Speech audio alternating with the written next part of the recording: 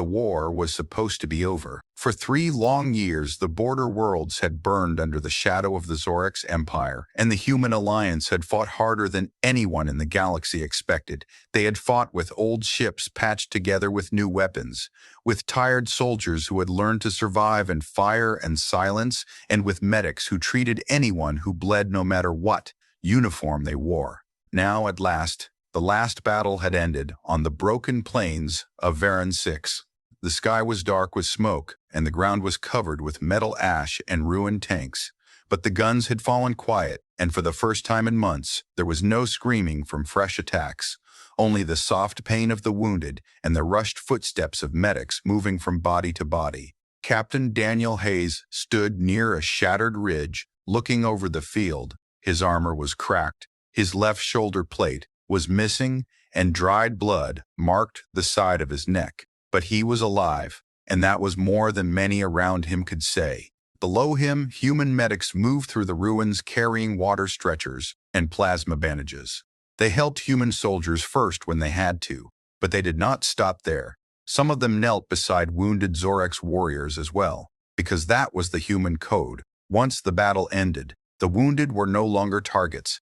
They were lives to save. Daniel watched a young medic named Lena kneel beside a giant reptilian Zorax trooper whose legs were crushed beneath a transport hull. The alien was trying to raise a weapon with shaking claws, but he was too weak. Lena placed one hand on the barrel and gently pushed it aside. "Easy," she told him in a calm voice. "The battle is over."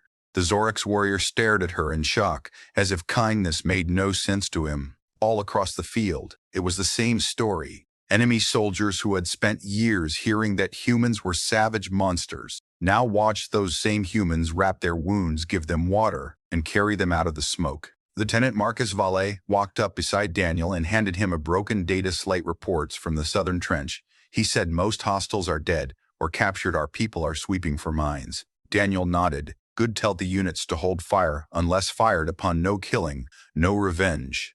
"Not today," Marcus gave him a tired look. "Not everyone will like that." "They do not have to like it," Daniel replied. "They only have to obey it." For a moment it seemed the nightmare had ended. The clouds above the battlefield moved slowly and shafts of weak light broke through the smoke. The medics kept working. Some soldiers sat in silence, staring at nothing, too empty to celebrate, too worn down to speak. Then the alarms began. First there was one sharp cry from a sensor officer near the ridge, then a second, then a dozen voices shouted at once. "Incoming ships!" Daniel turned to the sky. High above the smoke, dark shapes dropped through the cloud cover, fast and silent. At first, then the roar hit like thunder. They were not human ships, and they were not rescue craft either. They were Zorax strike cruisers, sleek black and armed for direct attack. Marcus swore under his breath. "That is impossible. Their fleet retreated 2 hours ago. They came back," Daniel said, and his stomach turned cold. "All units defensive positions," he shouted into his comm. But even as he said the words, he knew something was wrong. The cruisers did not line up over command posts or artillery zones. They moved lower over the medical camps, over the white beacon lights that marked the war, white beacon lights that marked the wounded fields, over the emergency tents and triage circles that every race in civilized space recognized as protected ground. "No, Daniel," whispered. The first blast hit the center aid station. White fire exploded upward, carrying bodies, metal and burning cloth into the air. 1 second, there were medics and wounded soldiers. The next, there was only a crater filled with flame. Then the second strike came, and the third. Panic tore across the field. Human soldiers shouted for cover. Medics screamed for help. Wounded men and women who could barely move tried to crawl away as the sky rained death on them. "They are targeting the wounded," Marcus shouted in disbelief. "They are targeting the wounded." Daniel felt something inside him harden into ice. "Return fire," he ordered. "All batteries engage." Human cannons opened from the ridge, and missiles streaked upward. But the strike cruisers were fast and cruel. They skimmed low over the field and released smaller gunships that began strafing survivors in lines of blue plasma. One blast cut through a medic convoy and burned it. Open. Another hit. A cluster of wounded Zorax prisoners waiting for transport. They died beside the humans who had saved them. There was no strategy in the attack. No military purpose. File. Daniel ran downhill through ash and fire as explosions ripped the ground around him. He reached the ruined center station and found pieces of the tent frame still burning. He heard coughing behind a broken med crate and pulled away the metal beneath. It was Lena, half buried by debris. Her arm was burned, and blood ran from her forehead. "Captain," she gasped. "They hit everyone." "Stay still," he said, dropping beside her. But Lena grabbed his wrist with surprising strength, her wide, frightened eyes looking past him toward the field where more blasts were falling. "There are wounded still out there." Daniel turned and saw a human private dragging a Zorex soldier with one arm, both of them half burned, both of them too slow. A gunship passed overhead and cut them down in a single line of light. For one terrible moment, everything around him went silent, not in truth, but inside his own head he saw only the bodies. The broken rule, the horror of it. The Zorex had crossed a line older than treaties, older than empires, older than spaceflight itself. They had attacked those who could not fight back. Marcus arrived at the squad and crouched beside him. "Air defense is up, but they keep coming. What are your orders?" Daniel looked at the burning field and then at the ships above it. Every helmet cam, every drone, every satellite record. "All of it," he said, his voice flat and cold. "Record everything." Marcus blinked. "What you heard me record everything. Make sure the whole galaxy sees what they did." And after that, Marcus asked. Another blast shook the ground, and Daniel slowly stood, his face dark with ash and grief. After that, he said, "Humanity responds." Above them, the strike cruisers kept firing, but the human lines were no longer breaking. They were changing. Soldiers moved with a terrible calm. Air defense units locked targets, without shouting, without rage. Medics who survived dragged the living into craters and shield pits, while the dead lay where they fell. The wounded field had become a graveyard, and over it, Captain Daniel Hayes raised his rifle toward the sky, far above the clouds. More human ships were beginning to answer the call. And on that day, on the black plains of Varan 6, every witness, living or dying, understood that the war had just become something else. Because the Zorex had not merely attacked humanity, they had taught humanity that mercy had limits. By nightfall, the battlefield of Varan 6 looked like the end of a world. Fires still burned across the plains, and black smoke rolled into the upper air, where damaged ships drifted like broken stars. The Zorex strike cruisers had not escaped cleanly. Human air defense had brought down 2 of them and forced the others into retreat. But the damage was already done. The dead lay in long, silent rows. Human soldiers, enemy prisoners, medics, transport crews, and those 2 wounded to even stand when the attack began. They had all been hit together, and that was what made it so terrible. There had been no battle at all, only killing. Captain Daniel Hayes walked through the field with Lieutenant Marcus at his side. Both men were covered in ash, and neither had spoken much for the last hour. There was nothing left to say. Every few meters they passed another body draped in emergency foil, another burned stretcher, another mark on the ground where someone had died trying to crawl away. The surviving medics worked with hollow faces, saving who they could and closing the eyes of those they could not. Near the center ridge, Daniel stopped at a temporary command post built from armored carrier plates. Inside, several officers stood around a glowing tactical table waiting for him. Admiral Soren Reed was already present on holofeed from the flagship above orbit.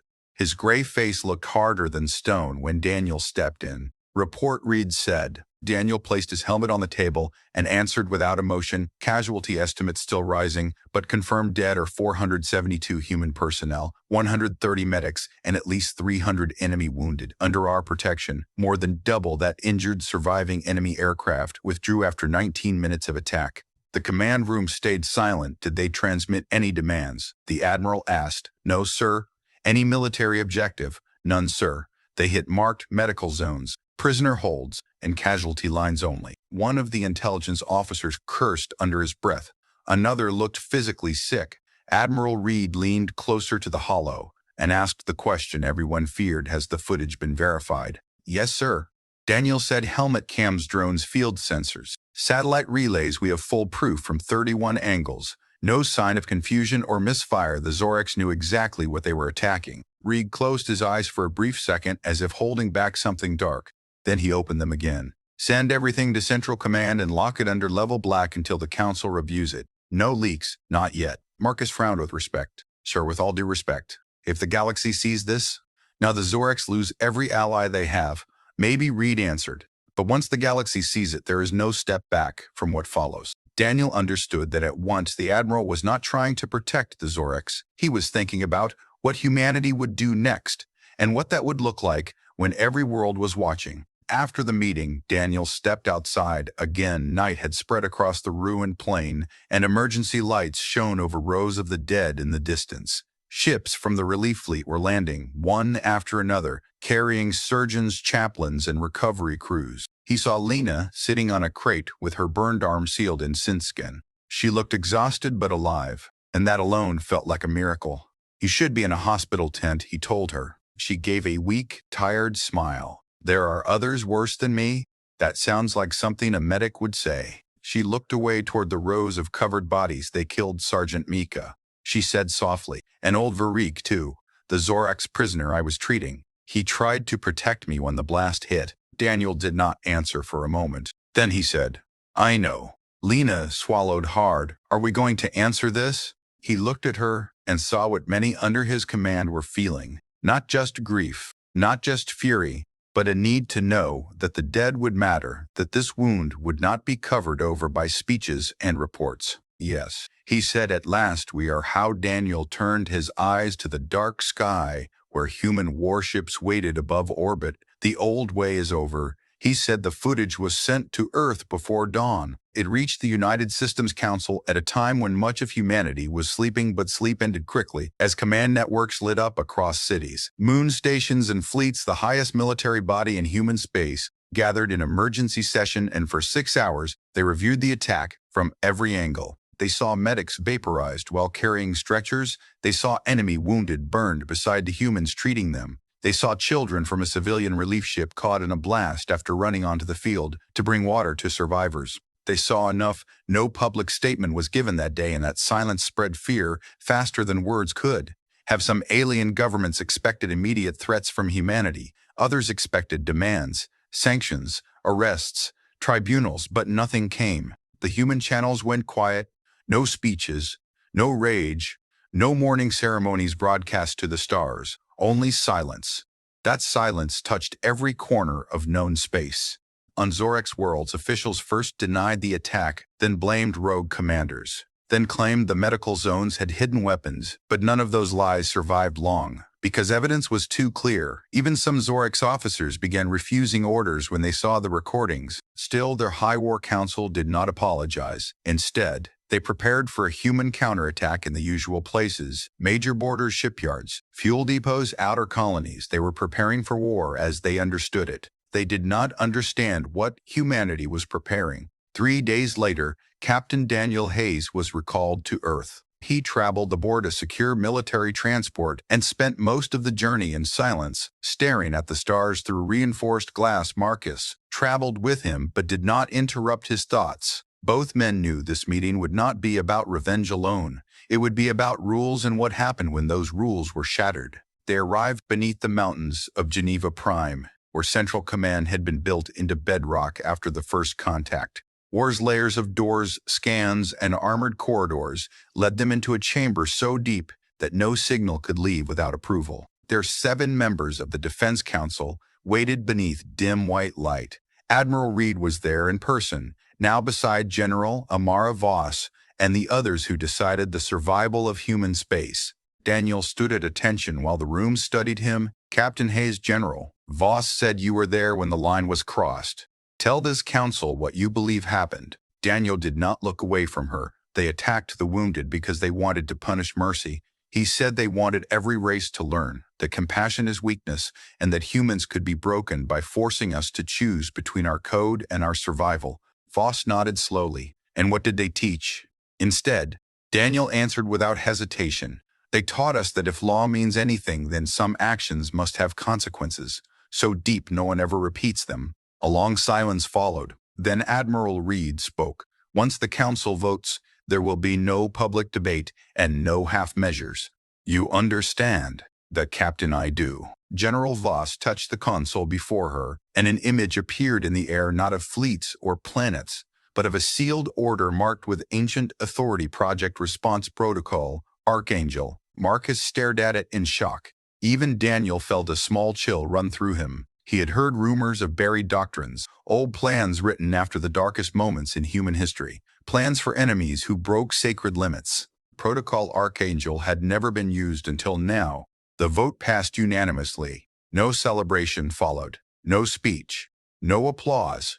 Only signatures. General Voss looked directly at Daniel. After today, this operation does not exist publicly. She said you will return to active command under special authority. Targets will be selected by law. Not anger. Every strike will be exact. Every action final. We are not beginning a genocide. Captain, we are delivering a lesson. Daniel inclined his head, understood when he left the chamber. Marcus caught up to him in the corridor and asked the question he had been holding back the whole time. What happens now? Daniel kept walking as armored doors opened before them. Now, he said very quietly, humanity stops being merciful to those who murder mercy. Far above Earth, hidden fleets were already moving out of dock without lights, without public records, and without names. Across the galaxy, sensors began to notice strange absences, quiet places where human ships should have been and were not. The storm had not yet broken, but it was already on its way. The first Zorex outpost vanished 9 days later. It was a listening station built into the rings of Karos Minor, far from the main front and protected by layers of sensor drones, missile nests, and stealth mines. It had survived the whole war without serious damage because it was too deep behind enemy space to reach through normal assault. At least, that was what the Zorex believed. At 0316 local station time, every system inside Karos station went dark. Communications ended first. Then life support, then weapon control, then internal power backups. No distress call was sent. No alarms reached nearby fleets. By the time a patrol corvette arrived 2 hours later, the station was still there, physically whole, structurally stable, orbit unchanged, but everyone inside was dead. Not burned, not torn apart, not spaced into vacuum, simply dead. Command crews, security units, engineers, pilots, and officers had all been killed with surgical precision in separate sections of the station. Records were missing. The central core was erased, and the station guns had been turned inward before shutdown, as if ordered to destroy themselves. There was no sign of boarding and no trace of the attackers. Zorex command blamed sabotage until the second outpost vanished. Then the third. Within 6 days, 4 more military sites went silent, each one linked in some way to the commanders responsible for the massacre. On Varan 6-1 was a depot that armed the strike cruisers. Another housed the crews that flew escort patterns during the attack. A third held records proving that medical beacons had been identified correctly before the first shot was fired. None of these sites exploded in glorious battles. None became heroic last stands. They simply ceased to function, and when Zorex recovery teams arrived, they found the same cold pattern systems disabled, evidence removed, target personnel dead. Fear began to spread through the Empire. Not fear of human fleets. Everyone knew how to face fleets.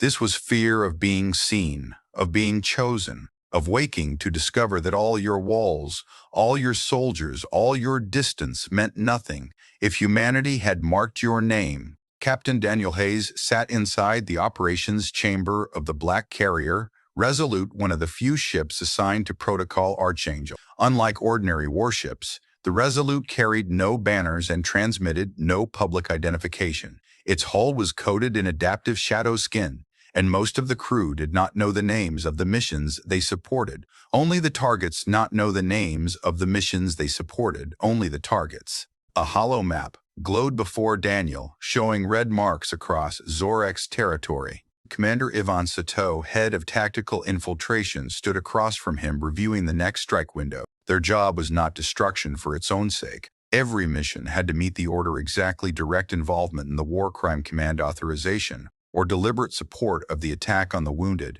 Nothing more.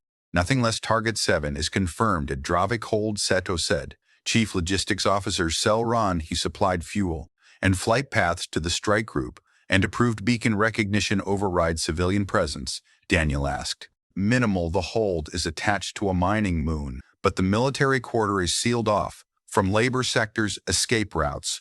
None after insertion. Daniel studied the data a moment, then said, "Do it clean. No collateral. If one civilian dies for this, then we become what they already claim we are." Sitson nodded. "Understood." That was how every mission began. No shouting, no vows, no speeches about vengeance, only facts proof, and order. The same terrible calm that had started on the field of Iran, 6 now guided everything. Marcus entered with fresh reports in hand. "Intercepts from Zorex. Space panic is rising. Some commanders are refusing to remain at assigned stations. They think we can come through walls." Daniel accepted the data and read silently for a moment. One line stood out, a captured Zorex transmission between 2 officers. "They do not attack like prey anymore." One officer had said they hunt like weather. Daniel handed the slate back.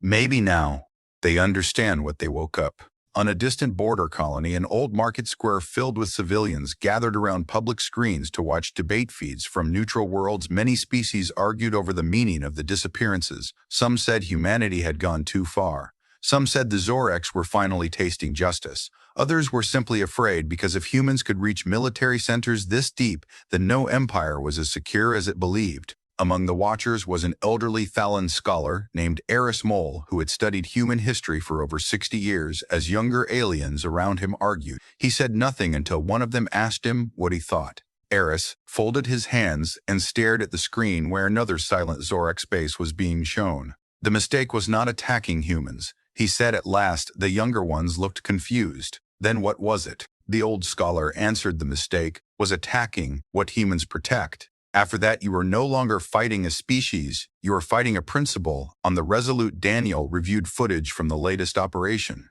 A small team had infiltrated Dravik Hold through coolant shafts. No alarms had sounded. Cell Ran had been taken alive from his command office and brought to a secure black chamber aboard the Resolute, where his crimes were presented to him with recordings, logs, and witness accounts. The Zorex officer had tried first to deny, then to rage, then to laugh at human softness.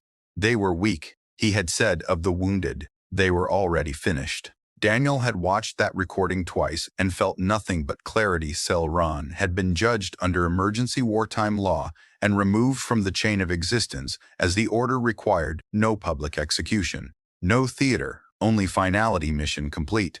As days passed, the pressure grew more intense. Zorex fleets massed at borders waiting for the expected counter-invasion, but it never came. Instead, their navigators disappeared, their supply commanders went missing, their encrypted archives dissolved into static, their war council began sleeping in separate secret locations that no longer stayed secret for long. Still, no human government made any public statement. That silence became its own weapon. Reporters on neutral worlds asked why humanity would not speak. Diplomats demanded a declaration. Allied governments pleaded for restraint. But the human representatives answered with one phrase: only the matter is under lawful response. Lawful response.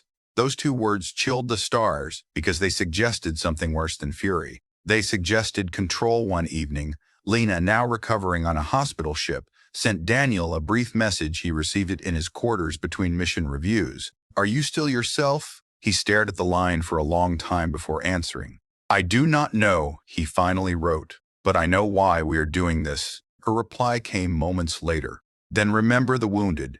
Remember why the line mattered." Daniel leaned back in the dim light and closed his eyes. He did remember. He remembered the screams, the fire, the private dragging the wounded prisoner. He remembered Lena under wreckage and the rows of covered bodies under emergency lamp. This operation was not about hate. It could never become that. If it did, then the dead of Varan 6 would be betrayed again. Udin knew. An orbital command citadel above Zorex Prime sector controlled by War Marshal Krenville, himself the architect of the return strike at Varan 6, and the officer who had personally signed the order clearing the medical zones for attack. Reaching him would be difficult. Removing him would shake the Empire. Marcus stepped into Daniel's quarters before dawn and said the council approved Target 8. Daniel stood and secured his armor. "Then, let us show them that rank is not shelter." Outside, the silent ship squads were already moving into launch bays, without banners, without names, and without any need for loud courage. They had passed beyond that stage. This was not a charge into battle. It was the arrival of consequence. And deep inside Zorek's spacemen, who had once laughed while the wounded burned, were beginning to wake in the night, unable to shake the feeling that humanity was already in the room with them. War Marshal Kren Foal had never feared humans before. He had respected their stubbornness and hated their refusal to break. But fear was something else. Fear was for prey species, for diplomats and traitors, for those who believed laws could save them from stronger claws, stronger fleets, stronger empires. Krenvol believed only in force. That belief had carried him high through the ranks of the Zorex Empire, and finally into the command citadel over the industrial world of Sevrak, where he directed campaigns across 3 sectors from a fortress ringed with guns armor and elite guards. When reports first reached him that human strikes were removing officers connected to Baron 6, he dismissed them as panic stories spread by cowards. Then one of his own intelligence chiefs disappeared from a locked chamber 2 decks below his office and was found dead at dawn with every security feed wiped clean. After that, Krenvol stopped sleeping well. The command citadel changed around him. Guard rotations, doubled sealed doors, triple patrol patterns changed. Every 6 hours, and all staff were scanned at random. No food came from the same source twice. No shuttle entered without being stripped apart by inspection drones. Still, the fear remained. He did not show it openly. His species valued dominance above all. But inside, he had begun to understand a truth he hated. The humans were not trying to destroy everything, only those who deserved to feel afraid, and that made their response feel personal, in a way ordinary war never did. He stood before the great viewport one cycle, watching Sevrak below a world covered in factories and night fires, when his senior advisor entered with the latest intelligence. 3 more depots have gone dark. The advisor said, 1 on Hesh, 1 on Orvak, and 1 in the Drell corridor. No survivors among command personnel. Krenvol kept his gaze on the world beneath him. Then the humans have abandoned open battle entirely. Perhaps the advisor said carefully, or perhaps they are teaching us that they never needed open battle. Krenvol spun toward him with a snarl. Watch your tone. The advisor lowered his head, but his silence said enough. Throughout the Empire, fear spread faster than any human fleet could have traveled. Officers requested transfers to remote sectors, then refused to go when they learned that distance no longer protected anyone. Military families fled into civilian regions thinking the humans would not strike there, and they were right. Humanity never touched civilians, not once, not anywhere, which only deepened the terror because it proved this was not madness, this was judgment. Neutral worlds began shifting away from the Zorex Empire trade partners, cut agreements. Smaller allied states withdrew support one by one. They all gave the same reason publicly. They spoke of instability privately. They admitted a simpler truth. No one wanted to stand beside a government that had murdered the wounded and then failed to protect its own war criminals from the answer. On a public forum in the Triune Systems, a former Zorex prisoner named Varig, son of Drall, appeared before a crowd of reporters. Few knew his name until the attack on Varan 6 had made him a symbol. He had been one of the enemy wounded under human care that day, and had survived only because a human medic pushed him into a blast trench before dying in his place. His scales still carried burn scars as he faced the cameras. I was taught that humans were animals, he said in a slow, rough voice.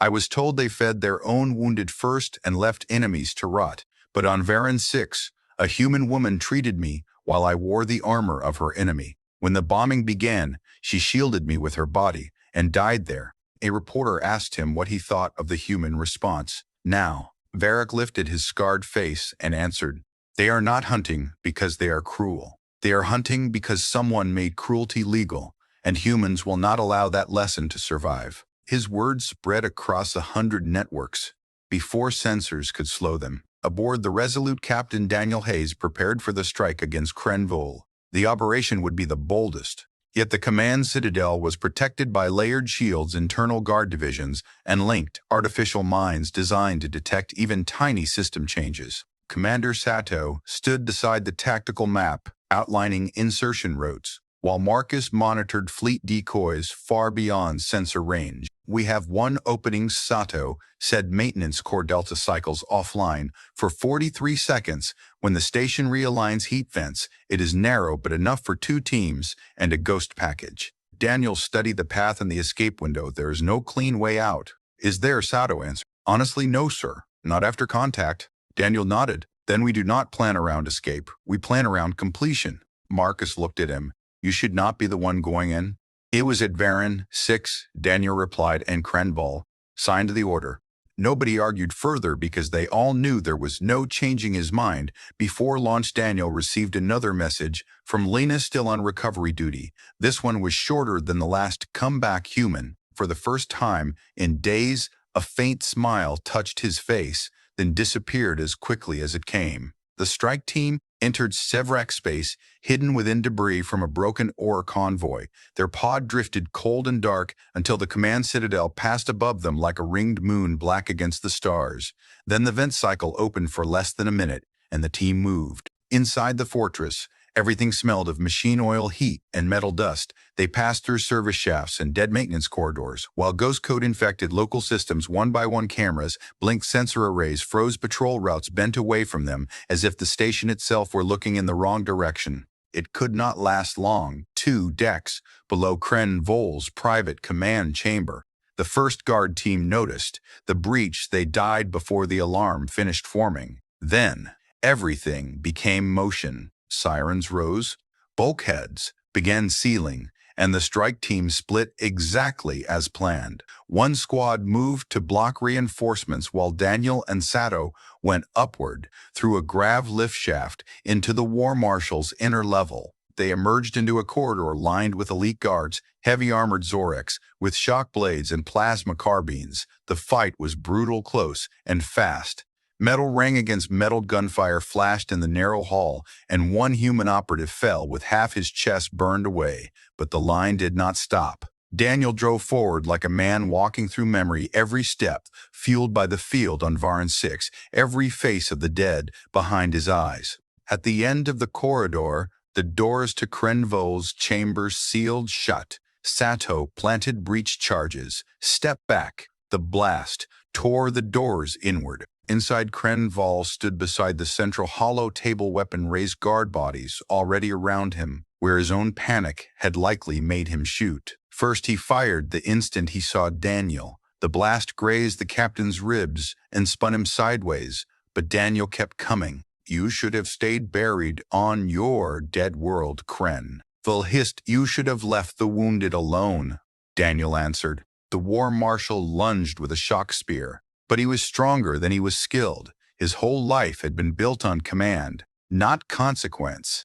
Daniel slipped the thrust, slammed the rifle stock into Krenval's jaw, and drove him across the chamber into the tactical table, which burst into sparks. Security shutters began dropping around them. Krenval snarled through blood. You think this changes anything? Humans will break, as all prey breaks. Daniel grabbed him by the throat and forced him to see the hollow recording now projected on the wall by ghost code. The images from Varan 6 medics, burning wounded soldiers crawling the marked medical tents, exploding under Zorex fire. You already learned what happens when you mistake mercy for weakness, Daniel said. Krenval tried to spit at him, but before he could move, Sato secured the War Marshal in a stun bind. Alarms screamed. The whole citadel was waking up. We are out of time, Sato warned. Daniel looked once at Krenval and made the call he had come to make under lawful response authority. War Marshal Krenval is confirmed guilty of direct command, responsibility in mass murder of protected wounded.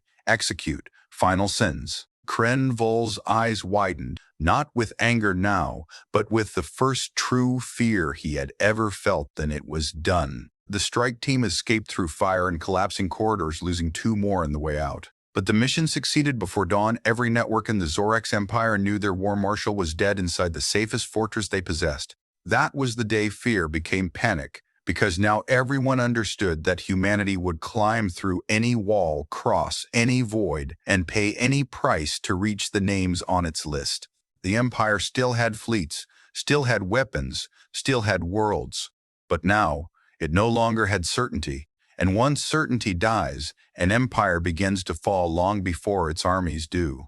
The death of War Marshal Krenval cracked the Zorex Empire in places no weapon had touched. For years, the empire had held itself together through fear, pride, and the belief that strength alone made law. But now its officers whispered in guarded rooms. Its allies drifted away and its own citizens watched command figures vanish one after another without any proof that their rulers could stop it. Entire fleet groups stopped leaving port. Supply convoys moved late or not at all. Border governors began making private deals with nearby neutral systems in case the center failed. Some even reached out quietly to human channels, asking what would happen if they surrendered those responsible for Varan 6. The answer was always the same. Submit records, stand down, and do not shelter the guilty. On many worlds, that answer caused more panic than open threats would have, because it gave people a choice, and choices revealed guilt very quickly. Captain Daniel Hayes returned briefly to Earth after Sevrak Station to report losses and receive updated orders of the 12 operatives sent into Krenvol's citadel. 4 had not returned. Their names were added quietly to a wall beneath the mountain command. Without cameras, without speeches, and without public honors, no one involved in protocol. Archangel wanted glory for this work. It had to be done, but no one pretended it was clean on the soul. Daniel stood before the memorial longer than he intended while Lieutenant Marcus waited respectfully nearby.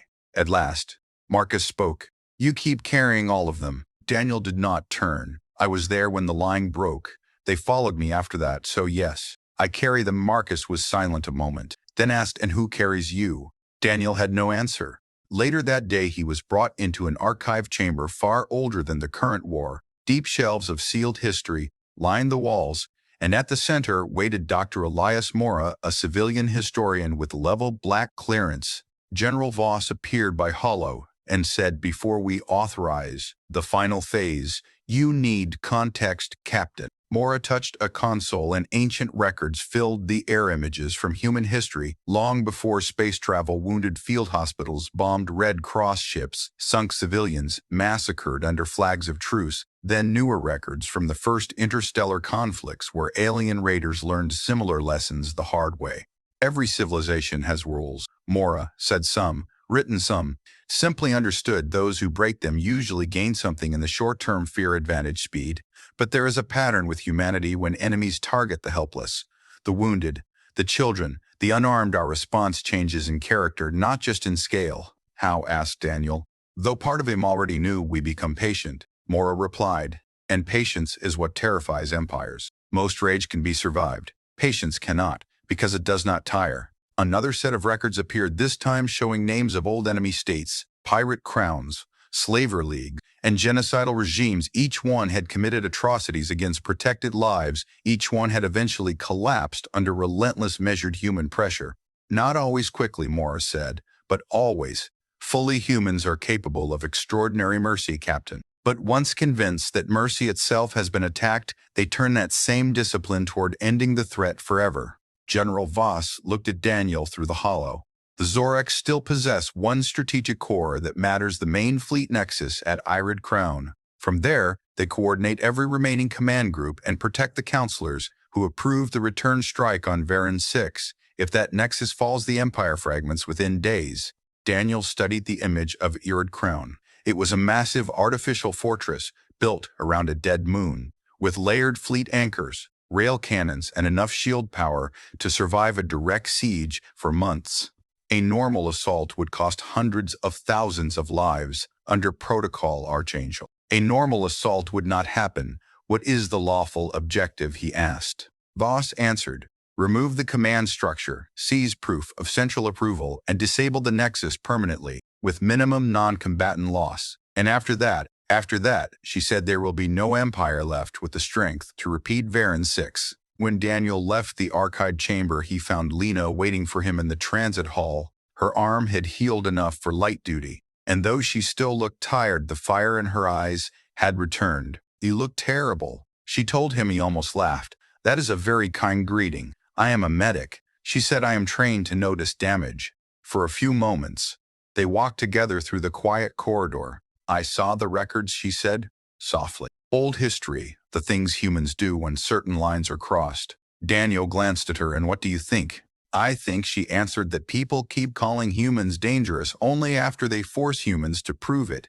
He looked ahead toward the armored doors leading back to operations. "I am not sure dangerous is the right word anymore." "Then what is she?" asked. His answer came slowly: necessary. Meanwhile, across the galaxy, truth kept surfacing. a data cache leaked from a frightened Zorax clerk on Dren Station, proving that the attack on Varan 6 had not been the act of rogue commanders after all. It had been reviewed and approved at the highest level by the Imperial Strategic Council. They had debated whether targeting the wounded would break human morale faster than attacking armed units, and concluded that terrorizing Mercy itself would weaken the human alliance. Instead, it had awakened something far worse. The leak shattered what support remained for the Empire riots broke out on.